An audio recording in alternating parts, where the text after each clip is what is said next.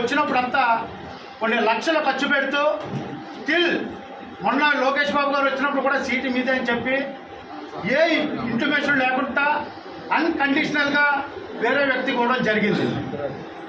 ఈ 5 సంవత్సరాలు అనకాపల్లి నియోజకవర్గంలో జనసేన నుండి భాస్కర్రావు గారు ఆ పార్టీని కాపాడుకొచ్చారు. అదేవిధంగా పీరాగోన్ సత్యనారాయణ తెలుగుదేశం పార్టీని కాపాడుకొచ్చారు.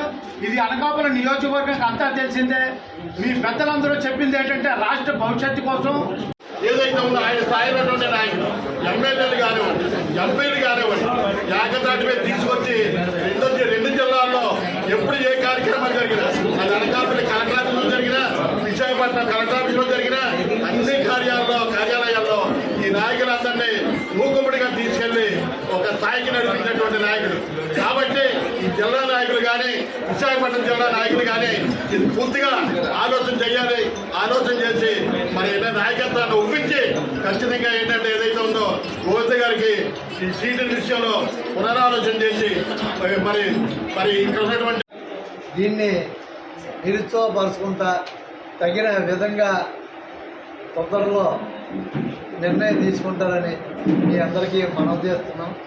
కావున మీరు పార్టీ హైకమాండ్గా మీరు తగిన నిర్ణయం తీసుకొని మన అనకాపల్లి మాకు అందరికీ కూడా మద్దతుగా నిలుస్తారని కోరుకుంటూ సెలవు తీసుకుంటాం.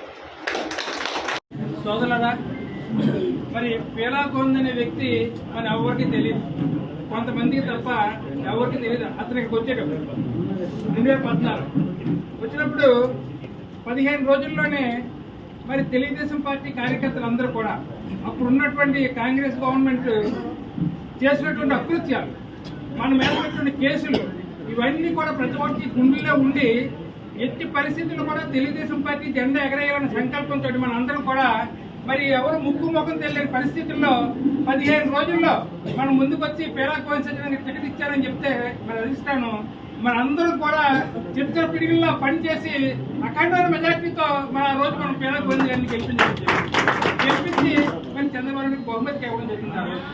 ఆ రోజు పొగిడారు. అనకాపల్లి తెలుగుదేశం పార్టీ కార్యకర్తలు చాలా కృతజ్ఞతతో ఉన్నాడు, మంచి పట్టుదలతో ఉన్నారని చెప్పి మరి చంద్రబాబు నాయుడు పొగిడారు ఆ రోజు. మరి ప్రతి దాంట్లో కూడా బాజుడే కానివ్వండి, లేకపోతే ఇంకోటి కానివ్వండి, ఇవన్నింటిలో కూడా అన్ని కార్యక్రమాల్లో కూడా మనమే ఫస్ట్, అనకాపల్లి ఫస్ట్.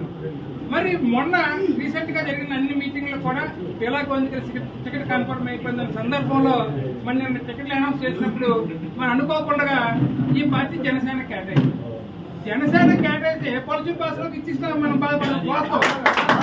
కానీ మనకేంటంటే ఇప్పుడు ఇచ్చినటువంటి టికెట్ ఇచ్చిన వ్యక్తి ఆ రోజు కాంగ్రెస్ గవర్నమెంట్ లో ఉన్నప్పుడు తెలుగుదేశం పార్టీ కార్యకర్తలందరినీ కూడా వేధించినటువంటి పరిస్థితులు మనందరూ కూడా ఎన్నో బాధలు పడ్డా ఆ రోజు కాంగ్రెస్ గవర్నమెంట్ లో ఉన్నప్పుడు.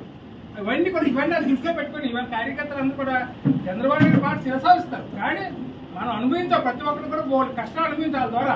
ఈవేళ మనం అనుభవించకపోతే రేపు పొద్దున అతను సుఖపడతాం గ్యారెంటీ లేదు. అందువల్ల ప్రతి ఒక్కరు కూడా ఎట్టి పరిస్థితుల్లో కూడా టికెట్ మారే వరకు కూడా ఉద్యమించాలి.